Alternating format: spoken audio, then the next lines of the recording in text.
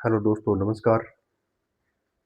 तो राजस्थान अध्ययन की सीरीज में अपने कक्षा 10 की बुक चल रही है। इसमें हम 1 से लेकर 3 अध्याय कंप्लीट कर चुके हैं। इस वीडियो में अध्ययन करेंगे अध्याय नंबर 4 का। राजस्थान के वस्त्र और आभूषणों का अध्ययन करेंगे। तो दोस्तों, वीडियो को ज़्यादा से ज़्यादा शेयर जरूर करें और चैनल को सब्सक्राइब जरूर कर लें। ये क्लास सीएटी की जो तैयारी कर रहे हैं और रीट की जो तैयारी कर रहे हैं उनके लिए बहुत ही महत्वपूर्ण होने वाली है। तो दोस्तों, ज़्यादा से ज़्यादा सपोर्ट करें और वीडियो को ध्यान से देखना। राजस्थान के वस्त्र और आभूषण। किसी भी क्षेत्र की वेशभूषा वहाँ की जलवायु, उपलब्ध संसाधनों की संस्कृति से प्रभावित होती है। अगर हम राजस्थान की बात करें तो तमाम आधुनिकता के बाद भी यहाँ की वेशभूषा पर संस्कृति की अमिट छाप बरकरार है। राजस्थानी वेशभूषा की सबसे खास बात है कि इसका रंग बिरंगापन। वैसे तो सभी रंग राजस्थान में प्रयुक्त होते हैं वैसे तो सभी रंग राजस्थान में प्रयुक्त होते हैं, पर लाल रंग में जितनी विविधता व जितने प्रकार मिलते हैं वह अद्भुत है। इसलिए तो कहा भी गया है कि मारू थारे देश में उपजे 3 रतन, एक डोला, दूजी मरवण, तीजो कसमुल रंग। कसमुल अर्थात लाल रंग। कसमुल किस रंग को कहा गया है? लाल रंग को कसमुल कहा गया है।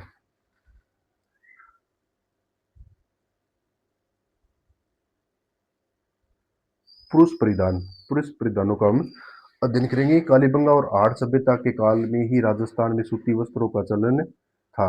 इन स्थानों से उत्खनन में प्राप्त की गई कातने के चक्रों और तकली इस बात के प्रमाण है कि उस काल के लोग रुई के वस्त्रों का उपयोग करते थे। जनसाधारण में वस्त्रों का प्रचलन कम था। यह परिपाटी हमें आज भी दिखाई देती है, जहां राजस्थान में प्रत्येक गांव में धोती व ऊपर ओढ़ने के पछेवड़े के सिवाय अन्य वस्त्रों का प्रयोग काम में किया जाता था। सर्दी में अंगरखी का प्रयोग प्राचीन परंपरा के अनुकूल ही है। विभिन्न प्रमाणों से ज्ञात होता है कि राजस्थान में पुरुषों में छपे हुए तथा काम वाले वस्त्रों के पहनने का प्रचलन था। सिर पर गोलाकार मोटी पगड़ी पल्लों को लटकाकर पहनी जाती थी। धोती घुटनों व अंगरखी जांघों तक होती थी। वित्त व्यवसाय करने वाले के परिधानों में भी अंतर था। राजस्थान में चित्रित अनेक कल्पसूत्र सामान्यतः व्यक्ति से लेकर राजा महाराजाओं में के परिधानों पर अच्छा प्रकाश डालते हैं। इनमें राजाओं के मुकुट और पल्ले वाली पगड़ियां, दुपट्टे, कसीदों की गई धोतियां और मोटे अंगरखे बड़े रोचक दिखाई देते हैं।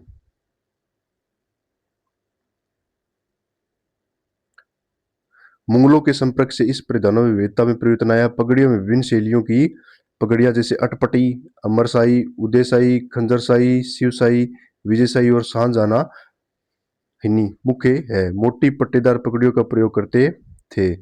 मौसम के अनुसार रंगीन पगड़ियां पहनने का रिवाज था। मोठड़े की पगड़ी विवाह उत्सव पर, लहरिया श्रावण में, दशहरे पर मद्दिल तथा फूल पत्ती की छपाई वाली पगड़ी होली पर काम में लाते थे। पगड़ी को चमकीला बनाने के लिए तुर, सरपेज व बालाबंदी, दुगदुगी, गोसपेचा, पछेवड़ी, लटकन, फतेहपेच आदि का प्रयोग होता था। उच्च वर्ग के लोग चीरा और फेटा बांधते थे।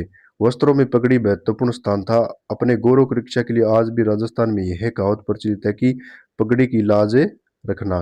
कौन सी कहावत है? पगड़ी की लाज रखना, यह कहावत प्रचलित है। इसका प्रयोग तेज धूप से सिर की रक्षा के साथ साथ व्यक्ति की सामाजिक स्थिति और धार्मिक भावनाओं को व्यक्त करने के लिए भी किया जाता था। राजस्थान में पगड़ी द्वारा विवाहित उत्सवों में सम्मान देने की प्रथा आज भी विद्वान है। अंगरखी जो सामान्य जन का पहनावा था, समय के अनुसार परिवर्तित हुई। इसे विविध नामों से पुकारा जाने लगा। अंगरखी का क्या क्या नाम थे? अंगरखी को विविध प्रकार तथा आकार में बनाया जाने लगा, जिन्हें कौन कौन से? तनसुक, दुतई, तनसुक, दुतई, गाबा, गदर, मिर्जाई, टोडी, कानो, डाकला आदि कहते थे। सर्दी के मौसम में रुई भरी जाती थी। शरद ऋतु में कंधों पर खेस, साल, पामड़ी डाल लिए जाते थे। अब पुरुष वेशभूषा के मामले में लगभग लगभग संपूर्ण भारत ने पश्चिमी वेशभूषा को अपना लिया। पेंट कमीज सर्व स्वीकृति प्रधान बन गया है। फिर भी राजस्थान का बंद गला या जोधपुरी कोट अलग से अपना स्थान बनाए हुए हैं। तो इसमें अपने अब क्षत्रिय परिधान। क्षत्रिय परिधान जिस प्रकार पुरुष परिधानों के अनेक प्रमाण उपलब्ध है, उसी प्रकार स्त्रियों के परिधान के प्रमाण भी प्राप्त होते हैं। प्रारंभिक मध्यकाल में स्त्रियों एक विशेष प्रकार के अधोवस्त्र पहनती थी, जो अब राजस्थान में घाघरा के नाम से प्रचलित है। किस नाम से? घाघरा के नाम से प्रचलित है। पूर्व मध्यकाल तक स्त्रियों की वेशभूषा में अलंकरण, छपाई और कसीदे का काम भी प्रचलित हो गया था। राजस्थान की घुमक्कड़ जाति की और आदिवासी स्त्रियों की वेशभूषा में यह परंपरा आज भी देखी जा सकती है। प्रारंभ में जो अधोवस्त्र कमर पर लपेटा जाता था, वही कालांतर में घाघरा और घेरदार कालियों वाला घाघरा बना। इसका छोटा रूप लहंगा है। ऊपर पहने जाने वाले वस्त्रों में कुर्ती विशेष रूप से उल्लेखनीय है। आज भी मारवाड़ में इसका प्रचलन है। कुर्ती के नीचे कांचली अर्थात बाहों वाली अंगियां पहनी जाती थी। साड़ी में विविध नाम प्रचलित है। चोल, निचोल, पट, दुकुल, अशुक, वसन, चीर पटोरी, चोरसो, ओढ़नी, चुंदड़ी, घेरावाली साड़ी आदि है।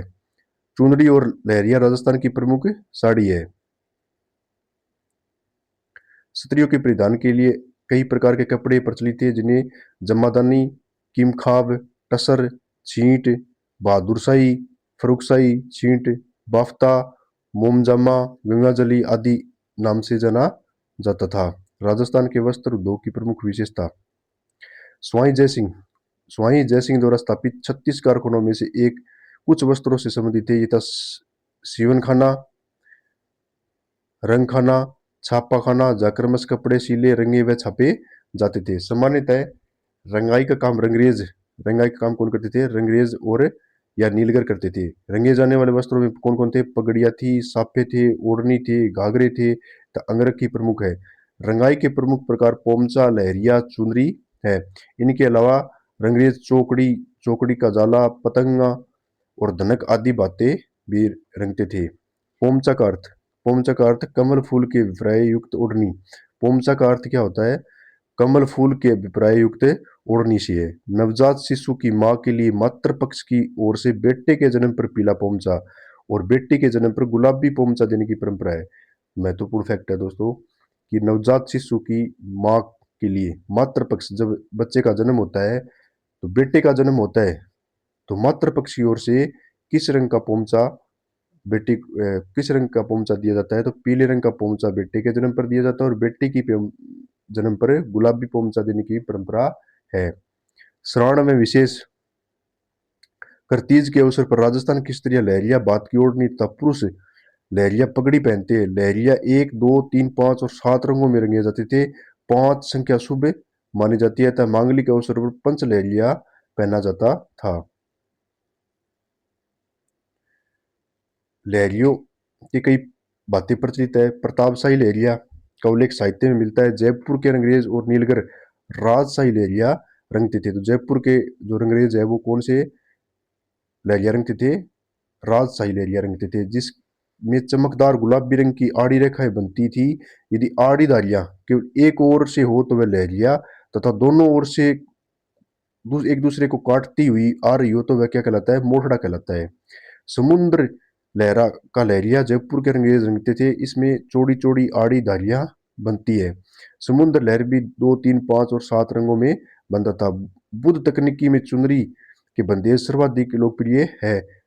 कोई भी मांगलिक कार्य चुनरी के बिना अपूर्ण था। जोतदाना अर्थात जयपुर की चुनरिया रंग बड़े चमकीले, टिकाऊ और बंदेज बारीक होते हैं। सिक्कर सिकावटी के बंदेज की गिनती बारीक बंदेजों में से होती है। पहले राजस्थान में मालगिरी मल्लगिरी अर्थात भूरे रंग, मल्लगिरी किसी कहा जाता है भूरे रंग को, वह वस्त्र वर्षों तक सुगंधित रहता था। सिटी प्लेस जयपुर में रखी हुई महाराजा स्वाई राम सिंह द्वितीय की अंगरखी तभी तक सुगंधित है। अमोआ का प्रयोग शिकारी करते थे, जो खाकी रंग से मिलता जुलता था।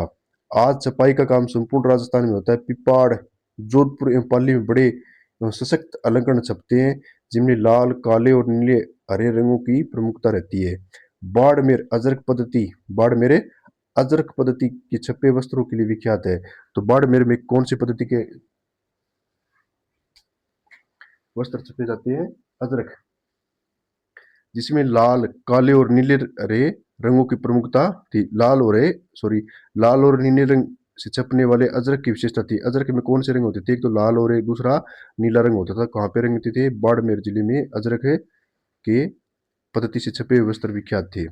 विशेषता इसके अलंकरण ज्यामिति होते थे। तुर्की टाइलों से बहुत मिलते हैं। आहड़ और भीलवाड़ा में भी मुख्य रूप से लाल और काले रंग से चुनरी छपाई होती है, पर ओढ़नी के आकर्षक बनाने के लिए तोता, मोर या ऐसे फूल पत्ती पीले, गुलाबी, हरे रंग से बने होते थे। अकोला में बड़े पैमाने पर छपाई के कारण यहाँ कस्बा छिप्पू का अकोला कहलाता है। बगरू जयपुर अपने स्याह बगैर काला लाल छपाई के लिए विख्यात है, जिसमें मटिया रंग की जमीन पर लाल, काले फूल पत्ती, पशु पक्षी और अनेक प्रकार के संयोजक बनाए जाते हैं। सांगानेर जयपुर में अन्य कई स्थानों में भिन्न प्रकार के अत्यंत ही उत्तम प्रकार के सुरुचिपूर्ण अलंकरण छपते हैं।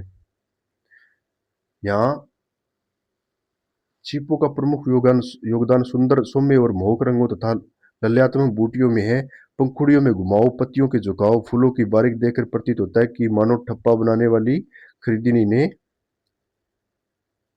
वैज्ञानिक अध्ययन किया होगा। क्या आप जानते हैं? Sanganeri head block print, Bagru head block print तथा कोटा डोरिया हैंडीक्राफ्ट से संबंधित श्रेणी में भौगोलिक संकेतक प्राप्त हो चुका है। तो Sanganeri head block print, Bagru head block print तथा कोटा डोरिया हैंडीक्राफ्ट को भौगोलिक संकेत नीटिया प्राप्त हो चुका है। जीआई टैग प्राप्त हो चुका है इनको। भौगोलिक संकेतक औद्योगिक संपत्ति का एक पहलू है जो किसी उत्पाद के देश या उत्पत्ति स्थान का हवाला देते हैं जो ऐसी गुणवत्ता एवं विशिष्टता का आश्वासन देते हैं जिनका संबंध अनिवार्य रूप से उस परिभाषित भौगोलिक स्थान, क्षेत्र या देश के साथ होता है। बुनकरों द्वारा उत्कृष्ट कपड़े कैथुन, मांगरोल, बारा, मसूरिया, तनसुख, मथानिया, जोधपुर की मलमल, बीकानेर, जैसलमेर की ऊन विविध मूल्यवान परिधान बनाने के काम आते हैं। टुकड़ी मारवाड़ के देसी कपड़ों में सर्वोत्तम मानी जाती थी। ये जालौर तथा मरोड़ कस्बे में अच्छी बनती थी। वस्त्रों को सजाने के लिए चट्टापट्टी के अंतर्गत किसी आकृति को कपड़े पर काट कर दूसरे कपड़े पर टांग दिया जाता था। तो चट्टापट्टी क्या होती थी? जैसे एक कपड़े को काट कर दूसरे कपड़े पर सील दिया जाता था, उसे क्या कहा जाता था? चट्टापट्टी कहा जाता था। इसका प्रयोग जानवरों के वस्त्रों, ऊंट, बैल आदि के झूलों, बहली, रथ आदि के पर्दे और तंबू, कनातों सजाने के लिए किया जाता है। वस्त्रों के भड़कीले बनाने के लिए गोटा टांगते हैं। सूती तारने पर बादले के बोने से बुनी बेल को गोटा कहते हैं। गोटा, लप्पा, लप्पी, बाकड़ी आदि इसके विविध प्रकार है। तो गोटा कितने प्रकार का होता है? कौन कौन से प्रकार होते हैं गोटा के? प्रकार होते गोटा, लप्पा, लप्पी, बाकड़ी आदि। चौड़ाई के अनुसार गोटा चौमासिया, अठमासिया आदि प्रकार का होता है। चौड़ा गोटा, लप्पा, तो चौड़ा गोटा को क्या कहा जाता है? लप्पा।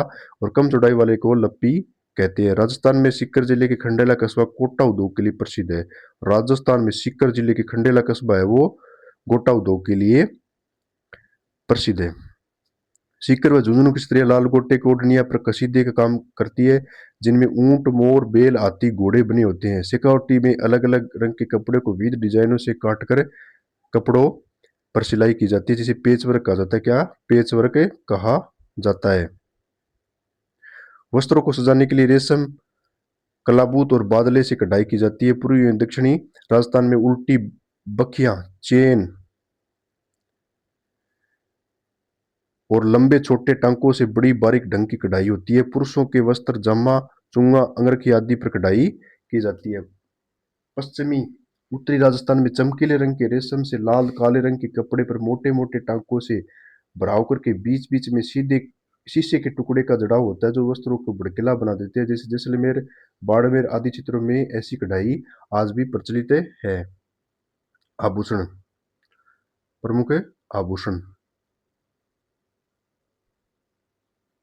सुंदर दिखाई देना प्रत्येक मनुष्य की चाह है और राजस्थान के निवासी इसके अपवाद नहीं है। क्षत्रियों में चाह कदाचित पुरुषों की तुलना में थोड़ी अधिक है होती है। राजस्थान में प्राचीन काल से आभूषणों के प्रयोग का प्रमाण मिलते हैं। कालीबंगा और हाड़ सभ्यता के काल में स्त्रियां मिट्टी और चमकदार पत्थरों के आभूषण धारण करती थी। कुछ शुभकालीन मिट्टी के खिलौने और फलकों से ज्ञात होता है कि स्त्रियां हाथों में चूड़ियां और कड़े, पैरों में खड़वे और गले में लटकन वाले हार पहनती थी। ये सोने, चांदी, मोती और रत्नों से निर्मित थे। निर्धन स्त्रियां कांसा, पित्तल, तांबा, कौड़ी, सीप, मूंगे के गहनों से खुद को सजाती थी। हाथी दांत से निर्मित आभूषण प्रयुक्त किए जाते थे। मध्यकाल तक आभूषणों की बनावट में काफी परिवर्तन आए। तत्कालीन साहित्य और शिल्पी में इसकी अनेक बनगियां देखी जा सकती है। ओशिया, नागदा, देलवाड़ा, कुंभलगढ़ आदि की मूर्तियों में कुंडल, हार, बाजूबंद, कंकण, नूपुर, मुद्रिका आदि की अनेक रूप और आकार प्रकार दृष्टिगत होते हैं। आभूषणों के ये प्रकार वर्तमान काल तक प्रचलित है। स्त्रियों द्वारा सिर पर बांधे जाने वाले गहने को बोर, सिर पर स्त्रियों द्वारा सिर पर बांधे जाने वाले गहनों को क्या कहते हैं? बोर, बोरला, शीश फूल, रखड़ी और टिकड़ा कहा जाता है। कंठ में दान, कंठ में दान किए जाने वाले आभूषण, कंठ में दान किए जाने वाले आभूषण कौन कौन से है? थमड़ियों, थड़ियों, आड़, मूठ, झादरा, ठुस्सी। गले में और वक्ष पर धारण किए जाने वाले आभूषणों में तुलसी, बजटा, हादरो, हांसली, तिमणिया, पोत, चंद्रहार, कंठमाला, हमेल, हकरा, मदलिया, चंपकली, हंसहार, सरी, कंठी आदि प्रमुख है। अगला, कानों में पहने जाने वाले आभूषण। कानों में कौन कौन से आभूषण पहने जाते थे? एक तो कर्णफूल पहना जाता था, दूसरा पीपल पत्र, एक फूल झुमका, अंगटिया, छेला, लटकन, टोडी आदि। और हाथों में कौन सा पहने जाते थे आभूषण? कंकण, मोकड़ी, लाख से निर्मित चूड़ी, कात्रिया यानी कांच की चूड़ी, नोगरी, चाट, गजरा, गोखरू, चूड़ी प्रमुख है। इसी प्रकार उंगलियों में कौन कौन से आभूषण पहने जाते थे? एक तो बिंटी, दामड़ा, हथपान, छड़ा, पाँव में कड़ा, लंगर, पायल, पाजेब, घुंघरू, नुपुर, झांझर, नेवरी आदि पहने जाते थे। नाक में नथ, बेसर, बारी, बोकली, कांटा, चुन्नी, चौंप, भंवरकड़ी आदि। और कमर में कौन कौन से पहने जाते थे? कंदोरा या करंदनी पहने जाते थे। कमर में दो ही आभूषण पहने जाते हैं, कंदोरा और एक करंदनी पहने जाते हैं। अगला है दांतों में कौन कौन से पहने जाते हैं? एक है सोने के पत्थर की खोल बनाकर चढ़ाई जाती है, जिसमें रखन कहती है। दांतों में सोने के पत्थर की खोल बनाकर चढ़ाई जाती है, उसे क्या कहा जाता है? उसे रखन कहा जाता है। किसी स्त्री द्वारा दांतों के बीच में सोने की कील जड़वाना चूप कहलाता है। क्या कहलाता है? चूप। राजस्थान में पुरुषों के अनेक प्रकार के आभूषणों धारण करते हैं। कानों में मुर्कियां, लौंग, झाले, छेलकड़ी, हाथों में बाजूबंद, कड़ा, नुरमुख, उंगलियों में अंगूठी, बिठियां, मुंदड़ियां आदि पहनने का जो रिवाज था वो आज भी काफी कम हो गया है, लेकिन ग्रामीण क्षेत्रों में अभी भी आभूषण पहने जाते हैं। बच्चों को विविध प्रकार के आभूषण पहने जाते हैं। बच्चों के कंठ में असुली, हाथ और पाँव में कड़े और कानों में मोती या लूम पहनाए जाते हैं। हाथों और पाँव में कड़ों और यानी कंडुलिया कहते हैं किसको? जो हाथों और पाँव में पहना जाता है कड़े को कंडुलिया कहते हैं। पाँव में पहनाई जाने वाली पतली सांकली जिसे घुंघरिया फाद दी जाती है, झांझरिया या झंझरिया कहलाती है। इसे पेजन भी कहते हैं। इसे क्या कहते हैं? पेजन भी कहते हैं। राती चितरी में सोने का खेरा, मूंग का आखा और रतन चरण बांध कर तैयार किया गया। बच्चों के गले या कंठ का श्रृंगार जिसमें सत्य, वाड़ी, गठ, गुमड़े नहीं हो, नजरिया कहलाता है। क्या कहलाता है? नजरिया। बच्चों का कान छिदवा कर सोने के जस्ते की कुड़क पहना दी जाती है। बाद में राजस्थान में आभूषण निर्माण की बहुत समृद्ध परंपरा रही है। राजस्थान में राजधानी जयपुर की स्थापना के समय इसके संस्थापक के मनोमस्तिष्क में आभूषणों की कितनी महत्ता थी, इसका भान इस बात से होता है कि उन्होंने जयपुर के प्रमुख बाजार को का नाम भी क्या रख दिया? जौहरी बाजार रख दिया था। यहाँ की सबसे प्रमुख चौपड़ का नाम माणकचंद रखा गया, क्योंकि माणक रत्नों का सरताज माना जाता है। वर्तमान में जयपुर अपने आभूषण और रत्न व्यवसाय के लिए प्रसिद्ध है। राजस्थान में कुछ नगर अपनी विशिष्ट आभूषण निर्माण शैली के लिए भी प्रसिद्ध है। नाथ द्वारा श्रीनाथ जी की नगरी है, जो अपने चांदी के आभूषण तरकसी धातु की बारीक तारों से निर्मित के लिए प्रसिद्ध है। इस प्रकार प्रतापगढ़ की कौन सी कला? थेवा कला, जिसमें कांच के बीच सोने के बारीक काम किया जाता है, पूरे देश में अपने अलग पहचान रखती है। तो दोस्तों, वीडियो कैसा लगा लाइक जरूर करना और कमेंट में जरूर बताना। अपना अध्याय नंबर 4 कंप्लीट हो चुका है। अगले वीडियो में अध्याय नंबर 5 का अध्ययन करेंगे। तो दोस्तों, वीडियो को ज़्यादा से ज़्यादा सपोर्ट करें। धन्यवाद दोस्तों, मिलते हैं अगले वीडियो में अध्याय नंबर 5 के साथ।